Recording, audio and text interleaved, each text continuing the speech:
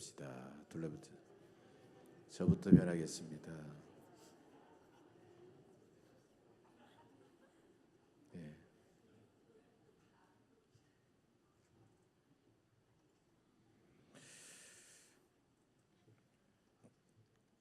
네, 오늘은 정계개혁 500주년 개혁주일입니다. 500주년을 기념하는 것은 이제 1517년 10월 31일 독일의 마르틴 루터가 독일 비텐베르크 성당 전문에다가 교황청을 향하여 95개의 조항의 반박문을 게시함으로써 종교개혁의 깃발을 올리게 되었죠. 그 당시 천주교에서는 신자들에게 돈만 내면 죽은 사람의 죄도 용서해 준다 그러면서 면죄부를 팔게 되었습니다.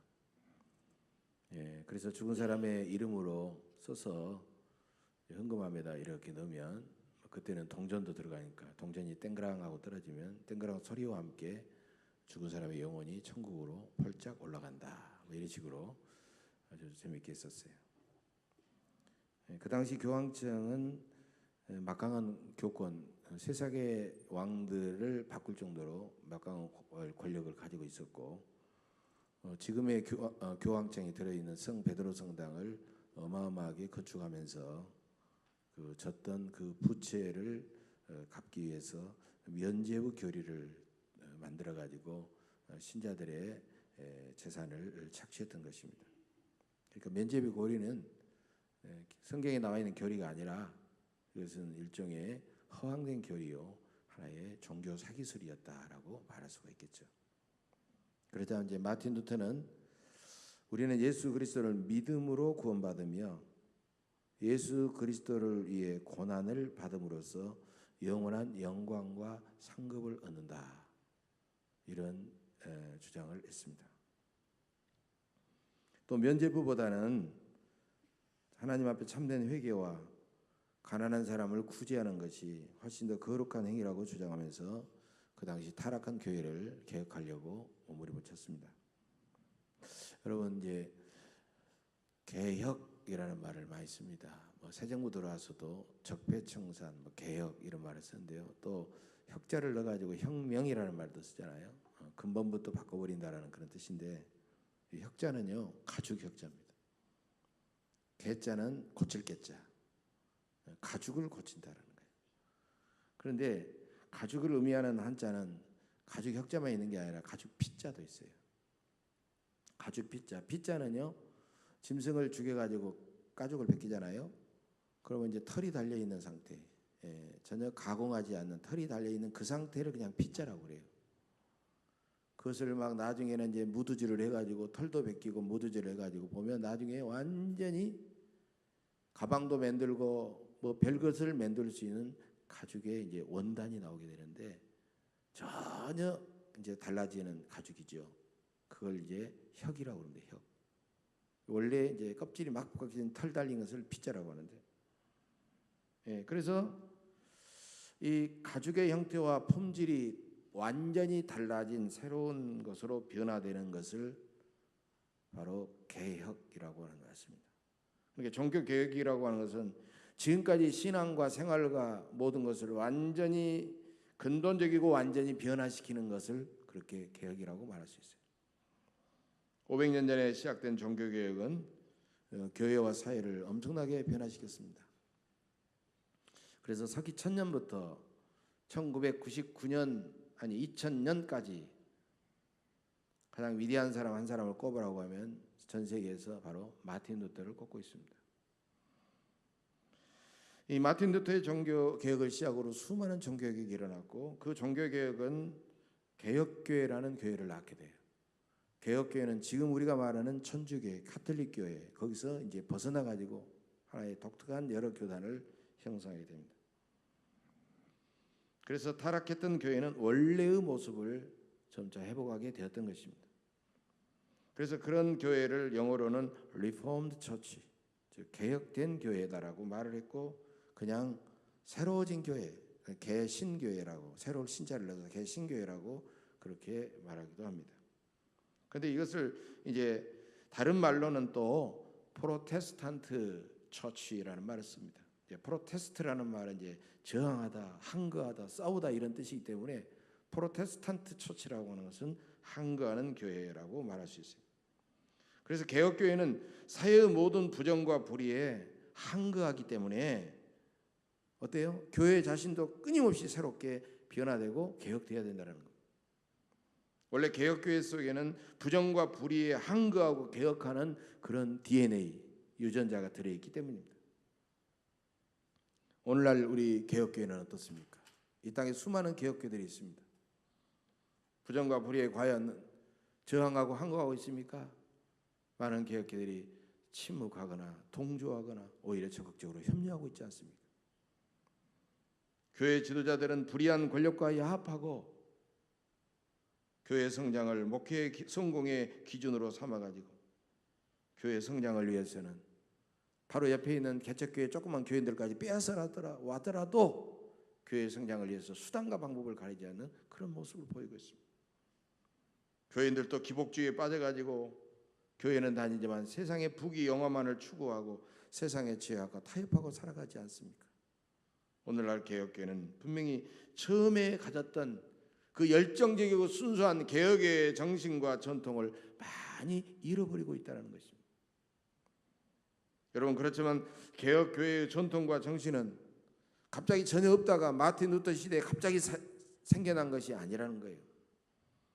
바로 예수님이 맨 처음 세우신 그런 교회였고, 사도 바울이 유럽을 세 바퀴나 돌면서 세우려고 했던 수많은 교회들이 바로 그런 교회였던 것입니다. 그래서 종교개혁은 어느 날 갑자기 일어나지 않았고, 그 전부터 수많은 믿음의 선배들이 성경과 신앙과 양심에 따라서 정말 교회를 바르고 아름답게 세워가도록 그들은 몸부림쳤던 것입니다. 먼저 마르틴 루터보다도 200년 전에 살았던 영국의 존 위글리프라는 사람이 있어요. 그래서 여러분, 위글리프 책방에 가보면 위글리프 성경이라는 게 나와 있습니다. 위글리프가 그것은 기록한 겁니다. 번역한 겁니다. 왕의 전속 신부였던 위글리프는 그 당시 교회의 타락한 모습을 보면서 교회 개혁을 외쳤고, 특히 교황청에 있는 교황을 향하여는 적그리스도요, 착취와 약탈자라고 비난하게 되었어요. 이건 엄청난 사건이었어요. 위글리프는 세상의 권력보다도 더 막강한 교황청으로부터 드디어 소환을 받게 됩니다. 그리고 신문을 받게 돼요. 그리고 그가 주장했던 내용들을 취소하라고 하자 위글리프는 거부를 하게 됩니다. 그래서 그의 책들은 판매와 독서가 금지가 되었고, 그리고 설교권도 중단시켰습니다. 그렇지만 위글리프는 결국에는 내가 말한 진리는 역사에서 승리할 것이다라고 그는 강하게 주장했으며, 그런 마침내 두 가지를 주장하게 됩니다. 첫째로, 성경 말씀과 교회의 권위가 충돌하면 마땅히 성경을 따라야 된다라고 말했고, 두 번째로는 내 신앙 양심과 세상의 권력이 충돌한다면 당연히 신앙 양심에 따라야 된다라고 하는 말을 했는데, 이 두 가지 원리는 나중에 종교 교육자들의 절대적인 중요한 원리가 되었던 것입니다. 그 당시 존 위글리프는 교회의 박해로 죽었지만 위글리프의 책들은 불태워졌고, 그의 시신마저 무덤에서 다시 꺼내어져 가지고 불에 태워져 강물에 뿌려졌다고 합니다. 존 위글리프야말로 그 어두운 시대 속에 참으로 성경의 말씀에 따라서 신앙의 양심에 따라 외쳤던 참된 그리스도인이었으며 종교개혁의 용기 있는 선구자였던 것입니다.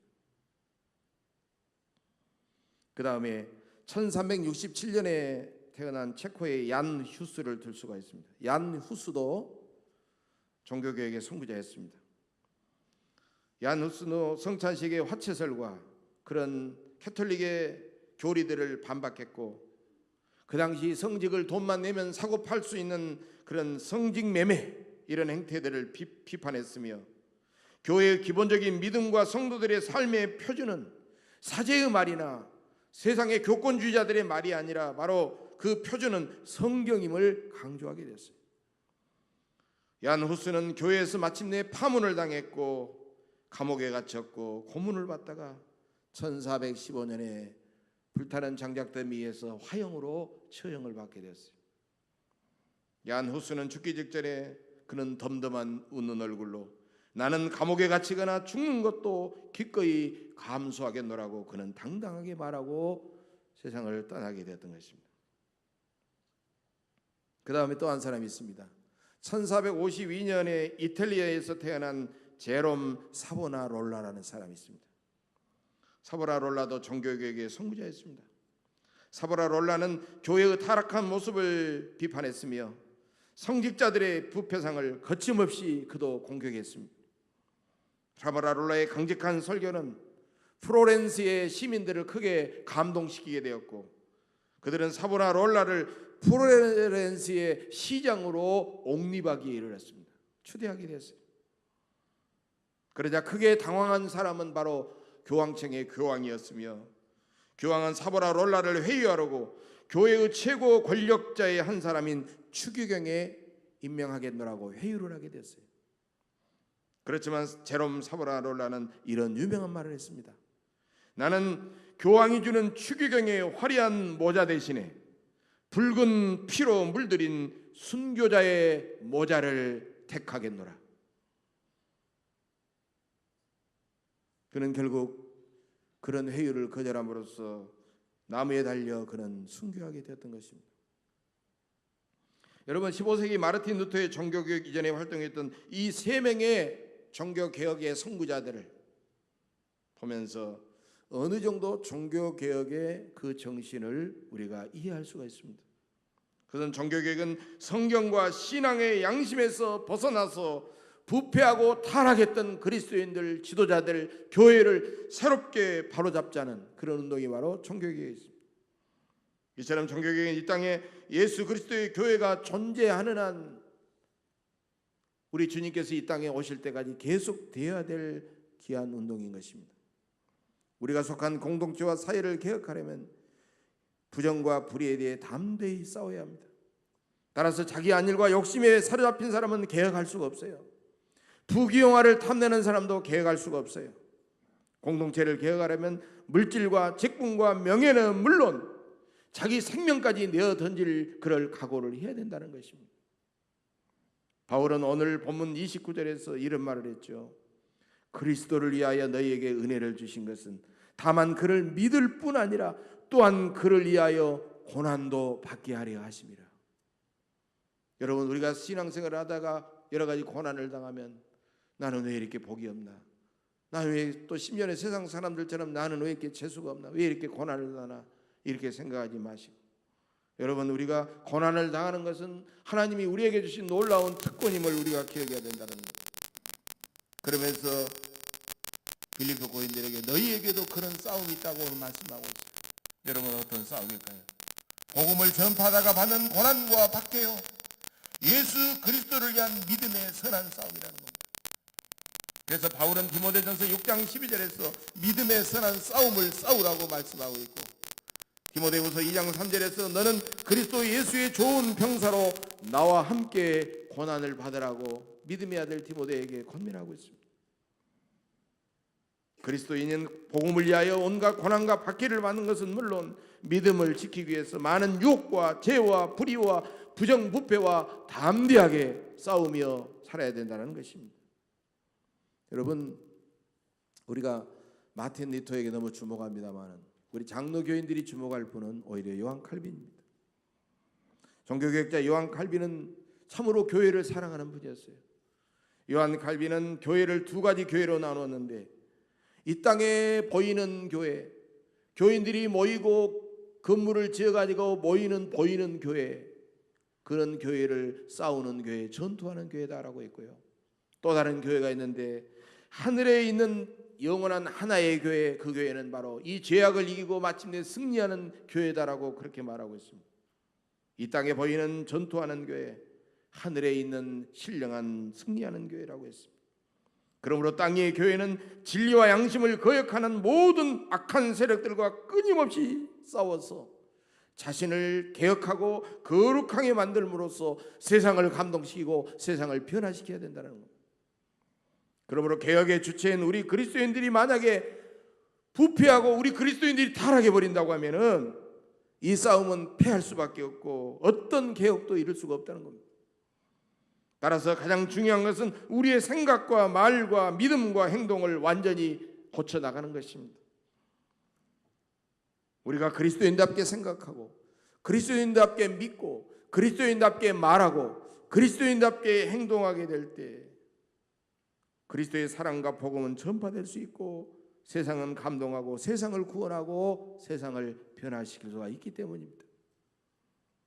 저는 우리 교단 목회자 세미나를 하는데요, 어떤 목사님이 나오셔서 목회하면서 개척교회를 하면서 간증을 하시는데 참 제가 너무 감동을 받았어요.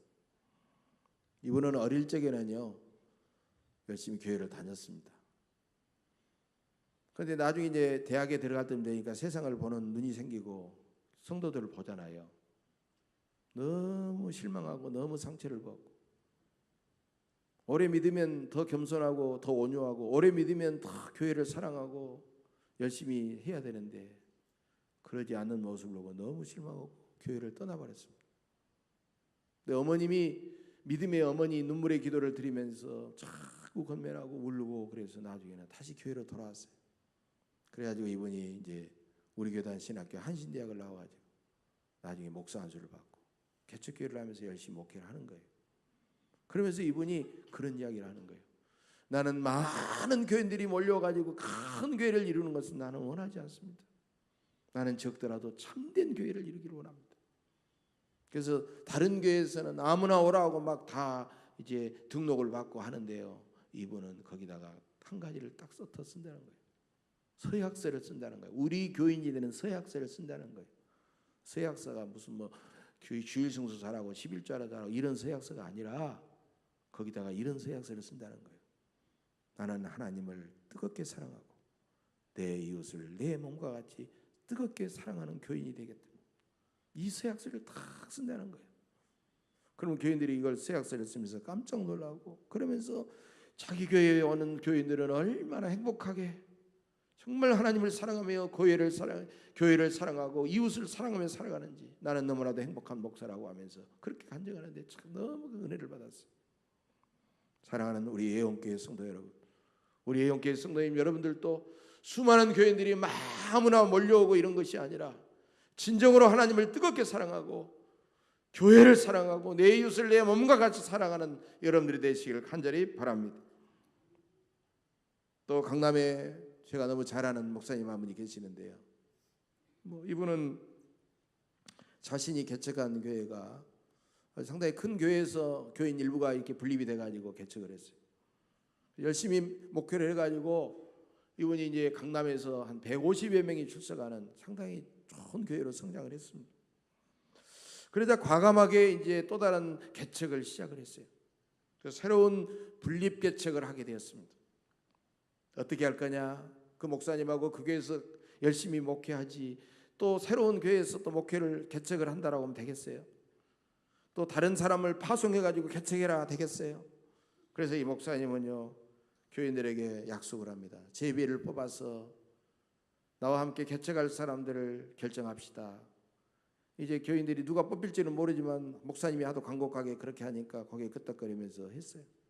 20명의 가정, 20가정을 선택해가지고 이제 놀랍게도 20가정 전체가 목사님을 따라서 개척 멤버로 따라서 나가겠다고 순종을 하게 됐어요. 그래서 지금까지 남은 한 100여 가정의 교인들이 남았는데 그런 가정들은 후배 목사에게 물려주고 자신은 거기서 훨씬 멀리 떨어진 지역에다가 20가정과 함께 새로운 교회를 개척했다는 거예요. 이 사건은요 한동안 동안 한국교회 신선 충격이 됐어요. 이런 교회가 있다더라. 정말 그래가지고 충격이 돼가지고 막 여러 교계 신문에도 나오고 국민일보에도 나오고 그래가지고 화제거리가 된 적이 있습니다. 우리 교단 목사입니다. 우리 교단 교회. 여러분 주일에 장년성도 한 150여 명 출석한 교회는 별로 크지 않는 교회예요. 우리 교단에서는 좀 클 수도 있지만요. 다른 예단 같은 데는 이건 아주 소형교회예요. 소형교회. 그런데 그 목사님은 왜 아직도 200명, 250명, 300명, 한 400~500명까지 성장해야 되는데 왜 분립했을까요? 그 교회의 규모와 조직이 점점 커지게 되면 그러면서 예수님의 정신과 예수님의 마음과 예수님의 사랑이 점점 그 교회에서 사라지더라는 거예요. 그것을 알았기 때문에 그렇게 되기까지 내가 점점 더 하면서 욕심이 나기 전에 그는 그렇게 결단하고 20명의 교인들과 함께 새로운 교회를 또 개척한 겁니다. 아마 그 교회가 또 커서 이 150명쯤 되면 아마 그 목사님은 또 한 번 그렇게 할지도 모르겠어요. 자기 기득권까지 포기하면서 교회를 하나님이 기뻐하는 올바른 교회로 아름답게 개혁하려는 그 목사님의 용기와 결단에 저는 머리가 숙여졌습니다. 이처럼 예수님의 정신과 마음과 사랑이 생생한 교회를 만드는 것이 새로운 개혁입니다. 예수를 오래 믿으면 믿을수록 예수님처럼 진실하고 사랑이 충만하고 온유하고 겸손한 그리스도인으로 변화되는 것이 참된 개혁인 줄로 믿습니다. 꽤나 됐어요. 몇 년 전인데 SBS에서 특집 프로그램을 교회에 대한 특집 프로그램을 방영한 적이 있습니다. 신의 길 인간의 길이라는 제목이었습니다. 이 방송은 한국 대형 교회들의 그런 비리와 그런 부정과 이런 것에 대한 그런 고발하는 그런 방송이었어요. 궁금하기도 하고 또 그래서 이렇게 봤는데요. 정말 때로는 충격적인 그런 것도 있고 그랬습니다. 또 뭐 SBS만이 아니라 KBS나 MBC나 다른 공영방송에서도 한국교회를 폄하하고 비판하는 그런 방송을 해온 적이 있었습니다. 그런데 이런 프로그램은요, 실제로 한국교회의 거의 90% 이상을 차지하고 있는 중소형 교회는 해당되지 않는 일이에요. 대부분 거의 해당되지 않는 일이었어요. 거의 뭐 10% 미만의 대형 내지 초대형 교회들에게 해당되는 그런 내용이었다는 겁니다. 그들이 버젓이 저지르는 부정과 비리와 악습 때문에 한국교회 전체가 도매금으로 비난을 당하고 어려움을 당하고 있었던 겁니다. 담임 목사직을 세습하는 담임 목사직 세습, 교회의 사유화, 교권의 절대화, 세상 권력의 끊임없는 아부, 감정적인 반공주의, 숙미주의, 주변의 작은 교회들을 무차별 흡수해서 성장한 몇몇 대형 교회들은 그런 일을 저질러 왔으며 무속신앙과 기복주의와 물질주의와 성공주의와 세속주의가 누룩처럼 그들의 심령과 교회 속에 파고들어 있었던 것입니다. 여러분, 우리 예언교회는 아무리 성장하더라도 이런 교회의 모습에 젖어서는 안 됩니다. 우리 경계해야 됩니다.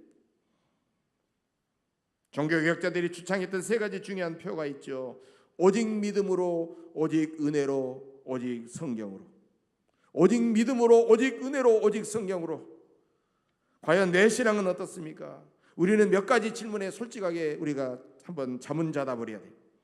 나는 성경 말씀을 내 생각과 내 이해관계보다도 앞세우고 있는가? 나는 예수 그리스도를 믿음으로 구원받았는가? 나는 십자가의 보혈의 감격과 은혜로 충만해져 있는가? 나는 예수님의 사랑과 복음의 진리로 기복주의와 물질주의와 세속주의를 극복하고 살아가는가? 나는 이 세상에서 빛과 소금처럼 의롭고 거룩하고 아름답게 살아가는가? 여러분, 이 질문을 던지면서 나 자신에게 솔직하게 이 시간 답하시기를 간절히 바랍니다. 여러분, 우리는 두 가지 잘못된 생각을 하기가 쉽습니다. 첫째는 율법의 행위와 선행으로 구원받을 수 있는 생각을 우리는 버려야 됩니다. 만약에 율법의 행위와 선행으로 구원받는다는 생각을 하는 순간 우리는 중세기 교회처럼 또다시 타락해 갈 수가 있습니다. 두 번째 잘못은 오직 믿음으로 의롭다고 인정받고 구원받았으면 이제는 우리가 선하게 살지 않아도 된다라는 그런 생각을 또한 버려야 됩니다. 이건 극단적인 양극단의 생각을 버려야 되는 겁니다. 즉, 우리가 믿음으로 구원받았다면 거룩한 행실과 선행도 필요 없고 헌금도 할 필요도 없고 구제도 할 필요 없고 전도도 할 필요도 없다라는 그런 생각을 해서는 안 된다는 거예요. 절대로 그렇지가 않습니다. 예수 그리스도를 믿음으로써 의롭다고 인정받은 사람, 구원받은 사람은 이 땅에서 끊임없이 선행의 열매를 많이 맺어서 성화의 삶을 끊임없이 우리가 이루어야 되겠고, 그 성화의 완성은 우리가 주님 앞에 가는 순간 이루는 영화의 단계이며 이것은 천국에서 완성이 되는 줄로 믿습니다. 여러분, 방금 우리 송장로님 기도하셨지만은 바로 새로운 표를 종교교회 500주년을 이제 맞추어서 달아낸 이유가 돼 있는 거죠. 하나님께 우리가 열정과 영광 예배를 드릴 뿐만 아니라 늘 내가 하나님 앞에 나 자신에게는 뜨김없는 받은 은혜에 감사하면서 모든 일을 긍정으로 행하는 것이고, 그 다음에 우리가 돌봐야 될 어려운 이웃들을 긍휼히 여기면서 저들을 불쌍히 여기면서 저들을 구제하고 전도하고 사랑하면서 살아야 된다는 거예요. 그럴 때 하나님께서는 우리 예언교회를 참으로 건강하고 아름다운 교회로 성장하고 부흥의 길로 인도해 주실 줄로 믿습니다. 사랑하는 교회 여러분, 우리는 원죄를 갖고 태어나서 이 세상에서도 사는 동안 많은 죄를 짓기 때문에 우리가 아무리 선행과 공적을 많이 쌓는들 누가 하나님 앞에 의롭다고 설 수 있겠습니까? 하나님 앞에 의롭다고 설 수 있는 사람은 하나도 없습니다. 여러분, 바위도 물에 가라앉고 돌멩이도 물에 가라앉고 모래도 물에 가라앉는 거예요. 무슨 큰 죄가 있고 중간 죄가 있고 작은 죄가 있는 것은 아니라는 겁니다. 죄는 다 똑같은 죄예요. 죄 지었으면 사망에 이를 수밖에 없고, 죄 지었으면 하나님 앞에 심판받을 수밖에 없는 것입니다.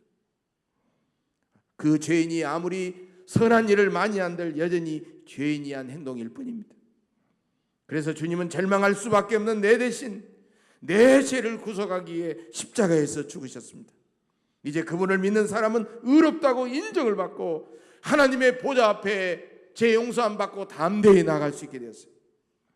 이제 하나님의 은혜에 감사하며 오늘 바울의 말씀처럼 여러분은 예수 그리스도의 복음에 합당하게 생활하시기를 간절히 바랍니다.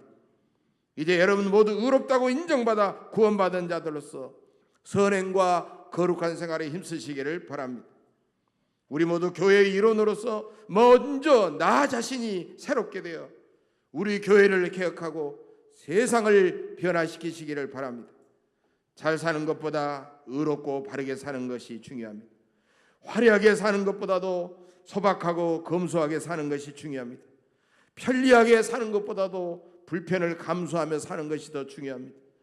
움켜쥐며 사는 것보다는 더 나누고 더 베풀며 살아가는 것이 더 중요합니다.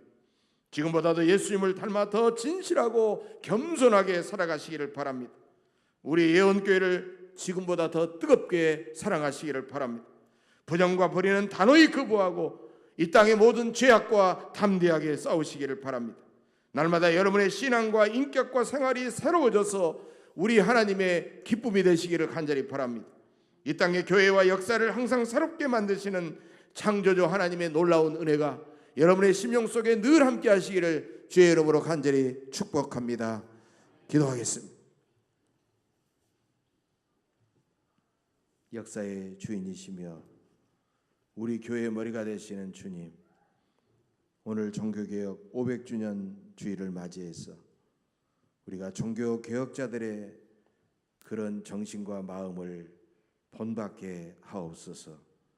내가 곧 교회요, 우리가 곧 교회요, 나와 우리가 곧 변화됨으로써 교회가 새로워진다고 믿습니다.